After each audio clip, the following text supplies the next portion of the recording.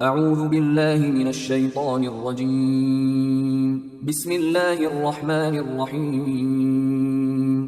سورہ فاطر آیات نمبر 39 تا 45 میں مشرکین کو تنبیہ کہ جو کفر کرے گا اس کا وبال اسی پر ہوگا۔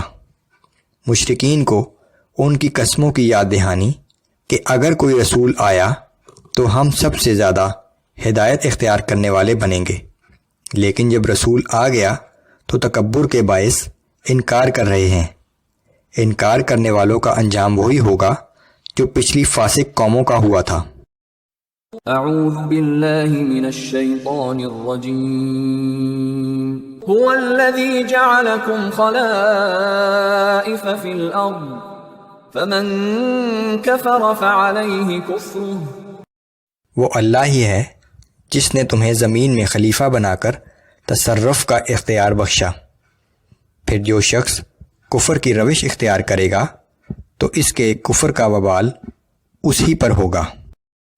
ولا يزيد الكافرين كفرهم عند ربهم إلا مقتا ولا يزيد الكافرين كفرهم إلا خسارا۔ اور کافروں کا کفر ان کے رب کی ناراضگی ہی بڑھانے کا باعث بنتا ہے، اور کافروں کے لیے ان کا کفر سوائے نقصان کے کسی اور چیز کا اضافہ نہیں کرتا۔ قل ارأيتم شركاءكم الذين تدعون من دون الله۔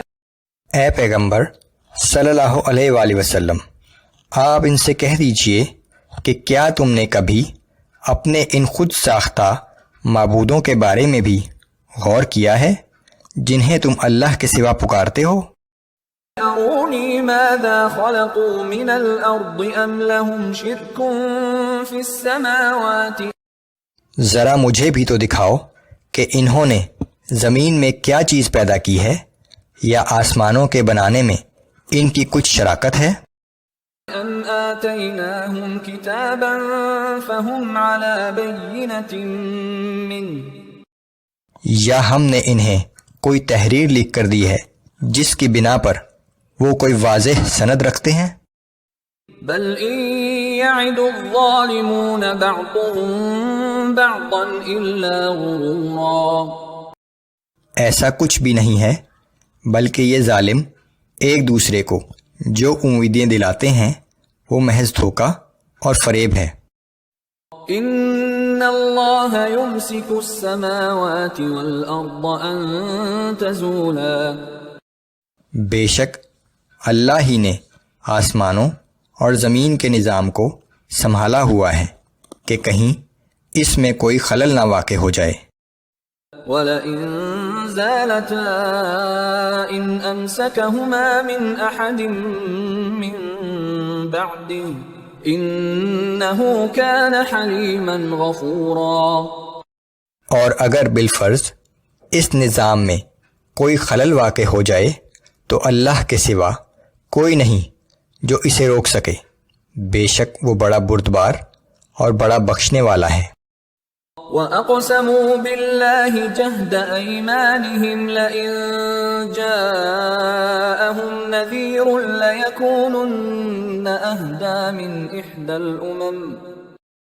اور یہ لوگ اللہ کی پرزور قسمیں کھا کر کہا کرتے تھے کہ اگر ان کے پاس کوئی خبردار کرنے والا رسول آ جائے تو یہ لوگ ہر ایک امت سے بڑھ کر ہدایت یافتہ ہو جائیں گے۔ فَلَمَّا جَاءَهُمْ نَذِيرٌ مَّا زَادَهُمْ إِلَّا نُفُورًا۔ پھر جب خبردار کرنے والا رسول آ گیا تو حق سے ان کی نفرت میں اور اضافہ ہو گیا۔ استکبارا فی الارض ومکر السیئ۔ اس کی وجہ صرف یہ تھی کہ یہ لوگ اپنے آپ کو دنیا میں بہت بڑا سمجھتے تھے اور طرح طرح کے مکر و فریب کرتے تھے۔ ولا یحیق المکر السیئ الا بأہلہ۔ اور مکر و فریب کا وبال تو بالآخر اس کے کرنے والے ہی پر آتا ہے۔ فَهَلْ يَنظُرُونَ إِلَّا سُنَّةَ الْأَوَّلِينَ۔ کیا یہ لوگ اس بات کے منتظر ہیں کہ ان کے ساتھ وہی معاملہ کیا جائے جو ان سے پہلی نافرمان قوموں کے ساتھ کیا گیا تھا۔ فلن تجد لسنة الله تبديلا ولن تجد لسنة الله تحویلا۔ اے پیغمبر صلی اللہ علیہ وآلہ وسلم، آپ اللہ کے طریقہ کار میں کسی قسم کی تبدیلی نہیں پائیں گے، اور نہ ہی آپ اللہ کے طریقہ کار میں کسی قسم کا تغیر پائیں گے۔ اولم يسيروا في الارض فينظروا كيف كان عاقبة الذين من قبلهم وكانوا اشد منهم قوة۔ کیا ان لوگوں نے زمین میں چل پھر کر نہیں دیکھا کہ ان سے پہلی نافرمان قوموں کا کیا انجام ہوا، حالانکہ وہ قوت اور تعداد میں ان سے زیادہ تھے۔ وما كان الله ليعجزه من شيء في السماوات ولا في الأرض إنه كان عليما قديرا۔ یاد رکھو کہ آسمانوں اور زمین میں کوئی بھی اللہ کو عاجز نہیں کر سکتا، وہ سب کے حالات سے واقف ہے اور ہر کام کی قدرت رکھنے والا ہے۔ وَلَوْ يُؤَاخِذُ اللَّهُ النَّاسَ بِمَا كَسَبُوا مَا تَرَكَ عَلَى ظَهْرِهَا مِن دَابَّةٍ وَلَكِن يُؤَخِّرُهُمْ إِلَى أَجَلٍ مُّسَمًّى۔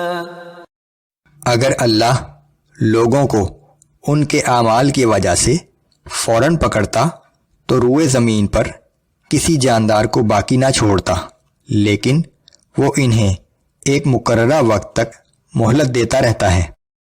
فَإِذَا جَاءَ أَجَلُهُمْ فَإِنَّ اللَّهَ كَانَ بِعِبَادِهِ بَصِيرًا۔ پھر جب ان کا مقررہ وقت آ پہنچے گا تو وہ ہر شخص کو اس کے اعمال کے مطابق جزا و سزا دے گا، کیونکہ وہ اپنے سب بندوں کو دیکھ رہا ہے۔